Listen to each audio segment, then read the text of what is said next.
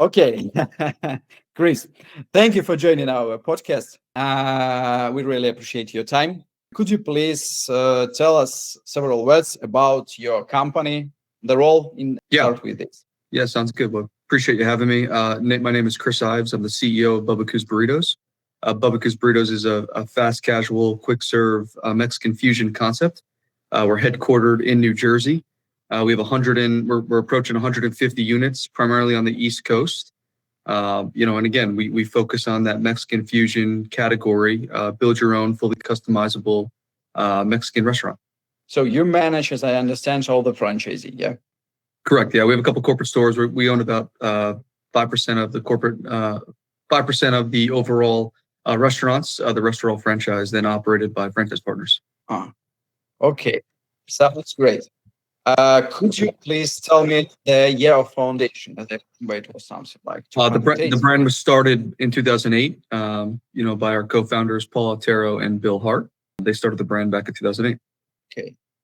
Thank you, Chris. Could you please tell me how do you see your competitors? What are your competitor advantages? How do we see our competitors? We're all fighting for the same belly these days, right? I mean, at the end of the day, we continue to focus on innovation, on what we're great at. Comes down to our three pillars of hospitality, our Mexican fusion innovation side of the business, as well as our operations and cleanliness of the restaurants. Yeah. Okay. Thank you. I understand. How do you maintain the quality across all your locations? Quality's primarily controlled. Take outside the training aspect of it, but we do control the SKUs and the food going into our opcos, to our restaurants. So end of the day, our operators are receiving our SKUs of our branded Bubbakoo's product. And then from there, it's all delivered based on training and operations on how we're preparing the recipes, the quality, the training that goes into the procedures to make the food, keep the temperatures. And at the end of the day, we're testing everything within our restaurants before we deploy anything new. So everything's rolled out and stepped down, based on our SKUs, within the facilities that we oversee and manage. We don't physically deliver the food. We use a distribution partner, but end of the day, those SKUs are SKUs that we send off on. It's very you touched very interesting point. I had a lot of conversations with other restaurants or restaurant chains, yeah, not only in the United States but in North America and the European Union.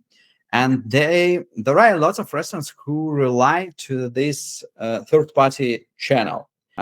So as I understand, you are listed in the Uber Eats or Deliveroo, something like this, yeah? Correct.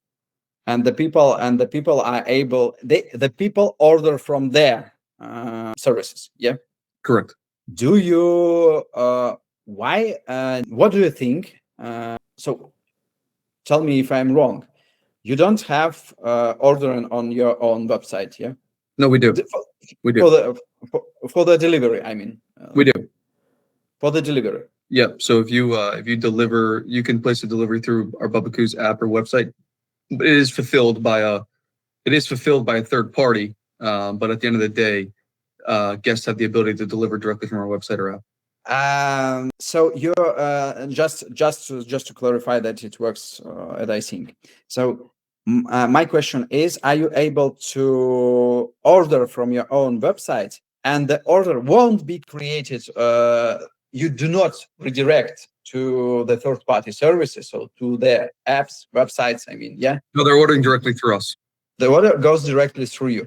Yep. And so the information, so you connect it the API for the delivery. Yeah, our tech stack is with Olo. Olo has a dispatch service that if you place an order delivery, it's getting pinged to the closest driver to be fulfilled by a third-party delivery driver. Mm-hmm. Okay. Thank you very much. I've got the information. And how do you see? So that is a question. Really, there are a lot of clients. Maybe it will be surprising for you, but there are a lot of restaurant owners who really rely just to the third-party services. So there are situations when they redirect from their own website to the websites, the page, like imagine, like your page. If you use Uber Eats, it will redirect you and will be written Uber delivery burrito, something like this, the name. So you implement it. It's on your own website. Yeah.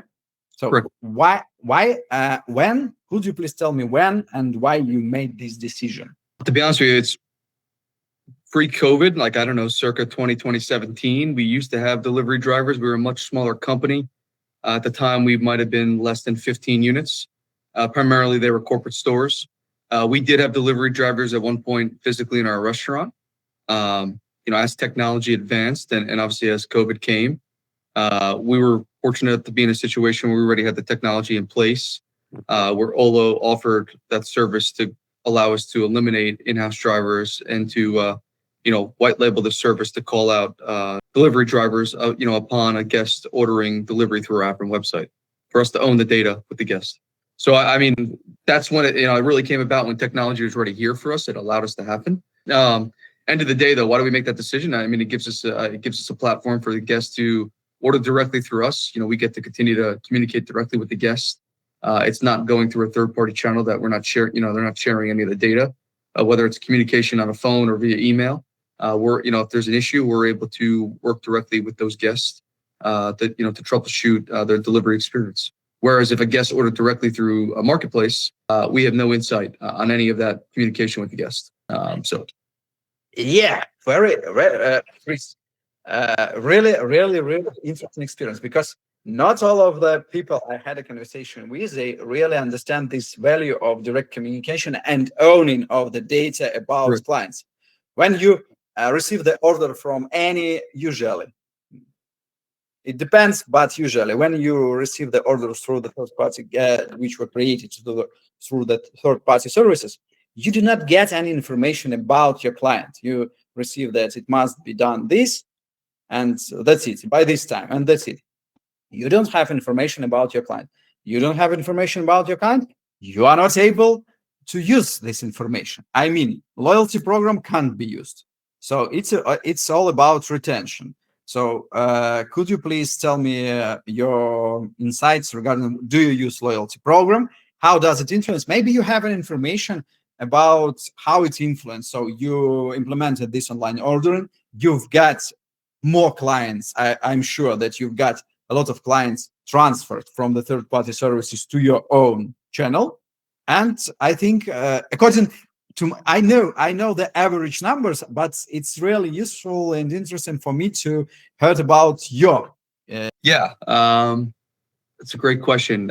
We wish we had more, right? I mean, the marketplaces are strong. They have a really strong value proposition with a very large team of developers that are constantly developing stuff that looks beautiful and makes it easy for the guest. And then, you have small brands all around the country, that we're trying to win those guests over onto our platform.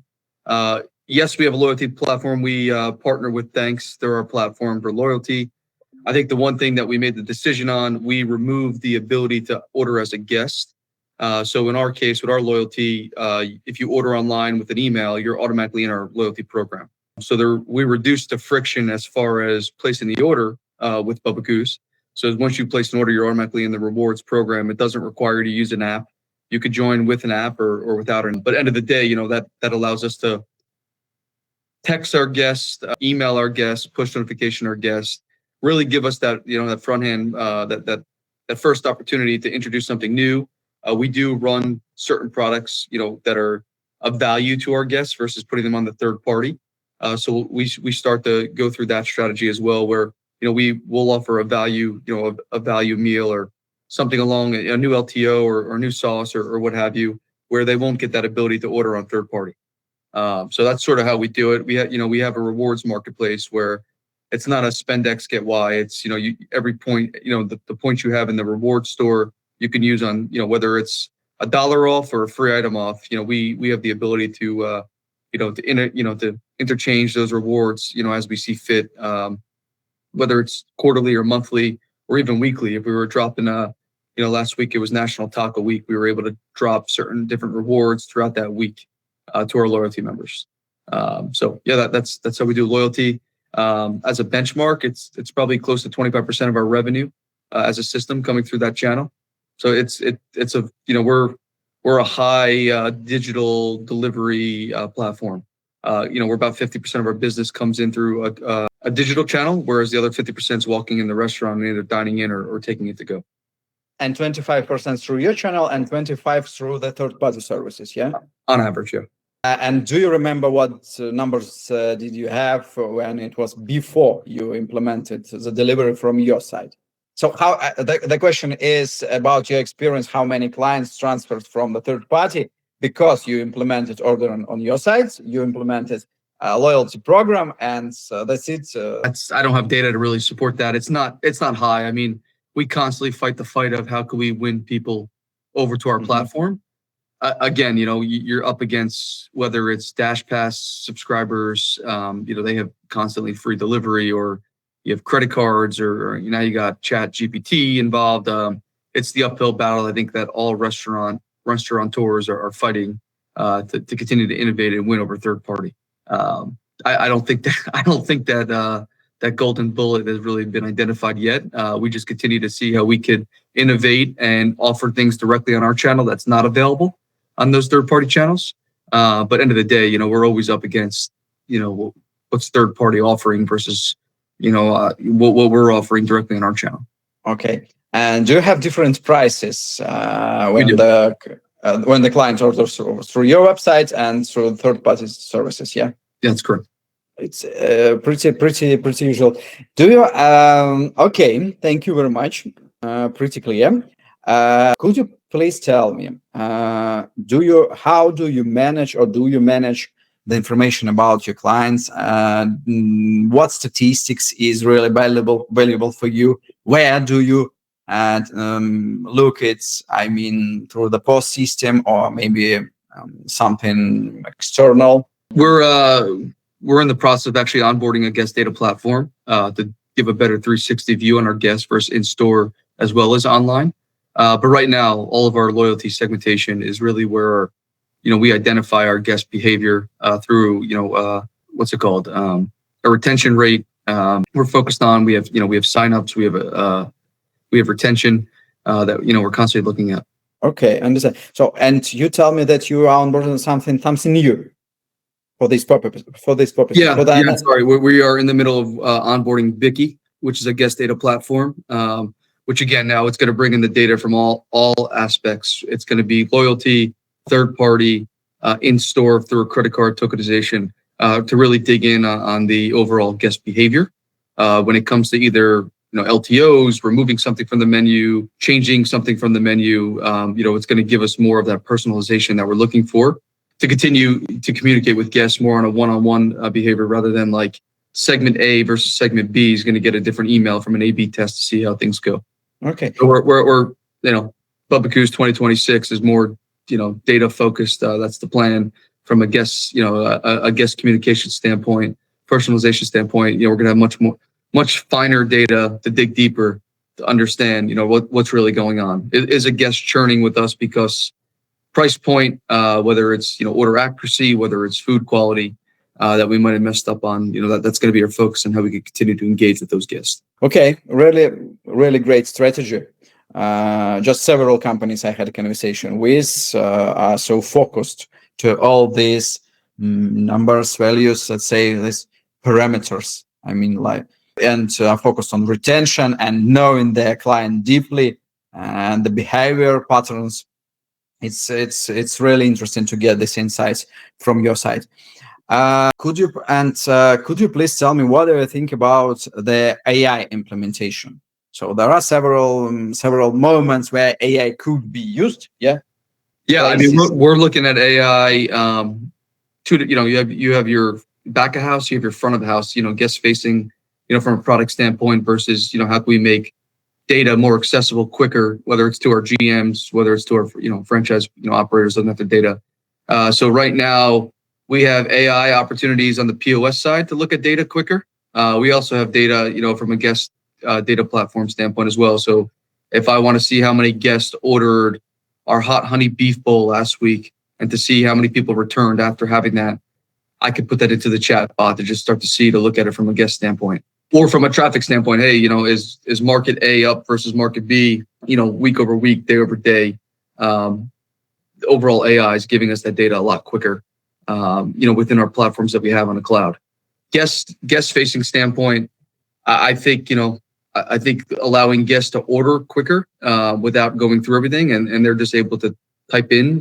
This doesn't exist for us, but I think this is how it could exist.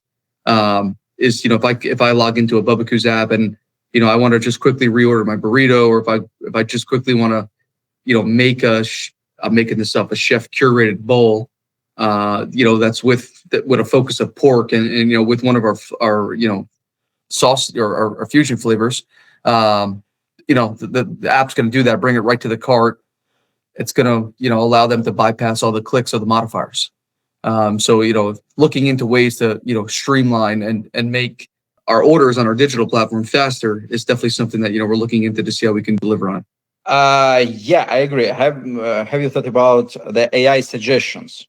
So when the I don't know if we can deliver on that yet, because I don't know if it's available, but yeah, we're looking to see the possibilities of making that happen within our tech deck today. What's the capabilities that we can execute on? Right now, everything's on the back end, giving us more of the data quicker, allowing us to search quicker through the database. But nothing, we have not brought anything to the market yet from Bubbakoo's on the customer side. Mm-hmm. Yeah, because I had a conversation we have implemented such option, and also several people I had conversation with, they also focused on digitalization, and they implemented these AI suggestions, and they saw that it works. It makes the average order higher. Yep. We do cross-sell opportunities right now. So based on, if somebody orders a burrito versus somebody ordering a salad, there's a different upsell on the checkout of the cart, with whether it's a beverage or if it's with chips. There's cross-sell of the AI bot, saying, hey, that, people that order salads, want this, versus somebody that's ordering, a beef bowl wants, Y. Yeah. But AI is much more effective in some ways than people. Why? When as we started our conversation about the owning the data, client's data. So AI has an opportunity. Okay, Igor came, and I know everything about him during these 3 years. Usually he orders in the autumn this, in October he usually prefers in the evening this, and he could select this tricky easy suggestions. Okay, look at it, yeah, because he knows your pattern of behavior, the AI, yeah. And that's correct. Yeah, and so according to one our clients opinion and several guys I had a conversation with, it's really works. Typically the robots are smarter to deliver the ads over us. So yeah, no, I totally agree with that. Chris, could you please tell me, do you have POS kiosks, order kiosks? No, we do not use kiosk. Simply because we are you order first then pay. We're making the food in front of you. It's a build your own concept. So kiosks, we've tested them. The adoption rate has been essentially zero because people don't want to walk in and order. They want to walk in. They want to see the food right in front of you. They want to communicate with the guest. That's our whole hospitality service standard that we're delivering on our value prop of why us over somebody else. So I mean they're seeing the food fresh made in front of you. They're walking down the line, which is a much better experience, and it's a quicker experience, quite frankly, than going through a kiosk and having zero communication, not seeing the food, seeing pictures on a computer. It just proved not to ever work in our operation. Okay. And Chris, do you have a mobile app? I forgot to ask you. App and web is the same. It's the same platform. It's hosted by Thanks. Oh, okay, great. So you bought like white label, yeah? Yeah. White label app. Are you satisfied with white label solution? It works for us. I mean, there's constantly updates. I mean, we're able to, adjust and change stuff without any developers on the front end, as well as whether it's menu or branding. So again, we're a small team. There's 15 of us at corporate, on my team that all works for the brand. SaaS solution for us is what we need, and it allows us to bring the best of the best as things continue to innovate. And we're not at the mercy of developers and going through product testing all the time. So for our life cycle of the brand, we believe it's the best way forward, sticking on the cloud solution tech deck. But you have a really great number of restaurants, and having, it's just my opinion, having really branded for you website and mobile app is very important for extending the experience of how do people see your brand. Yeah, so I mean, you go on our app, you have all of our fonts, all of our colors. Our app is really an extension of the brand. So we have the ability to do all that, and we're not sitting here hosting it and worrying about product changes or developers doing it. So it's been a great path forward. It's our second iteration of a different app loyalty provider. And right now we have the ability to change rewards on the fly, change the rewards program, change colors, change fonts, change branding. All really on our control. We control it from our desk. Yeah. I understand, but there is the one little opposite moment. All others who will follow the same way, I mean, who use the same platform, they will get the same app, and it will be just a little bit changed. I mean, with the branding, and that is tricky moment about the brand. So it's like when you are really big, and you are really big, you have great amount of restaurants. Usually it is important. People start to look into this exceptional brand experience. Agreed. I mean, right now, like I said, we're 50% digital, so we need to deliver on that digital front. And as things start to evolve and we continue to grow, we start to look at different ways to be, more accessible, quicker, faster on the digital front, really reducing all that friction from the guest. I mean, that's critical for us. But we're not there yet to go, starting to look outside of that, just really from a G&A standpoint. Okay, understood, Chris. Chris, our time come to the end.